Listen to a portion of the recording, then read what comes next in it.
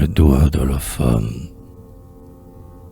Tu pris sa plus molle argile et son plus pur cale, y fit un bijou fragile, mystérieux et câlin. Y fit le doigt de la femme, chef-d'œuvre auguste et charmant.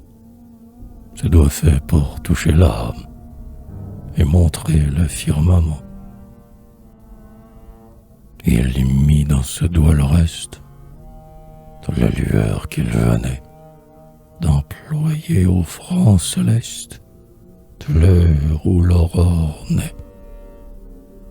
Il y mit l'ombre du voile, le tremblement du berceau, quelque chose de l'étoile, quelque chose de l'oiseau. Le Père qui nous engendre, puis se doit mêler d'azur, très fort pour qu'il reste tendre, très blanc pour qu'il reste pur, et très doux, afin qu'en somme, jamais le mal n'en sortit, et qu'il pût sembler à l'homme le doigt de Dieu, plus petit. Il en orna la main d'Ève, cette frêle et chaste main, qui se pose comme un rêve sur le front du genre humain.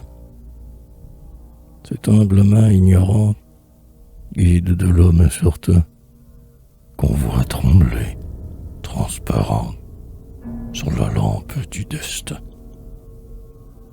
Oh, dans ton apothéose, femme, ange au regard baissé, la beauté, c'est peu de choses, la grâce n'est pas assez. Il faut aimer. Tout soupir, l'onde, la fleur, la sion. La grâce n'est qu'un sourire, la beauté n'est qu'un rayon. Dieu, qui veut qu'Ève se dresse sur notre rue de chemin, fit pour l'amour la caresse, pour la caresse ta main. Dieu, lorsque ce doigt qu'on aime sur l'argile fut conquis, s'applaudit, car le suprême est fier de créer l'exquis.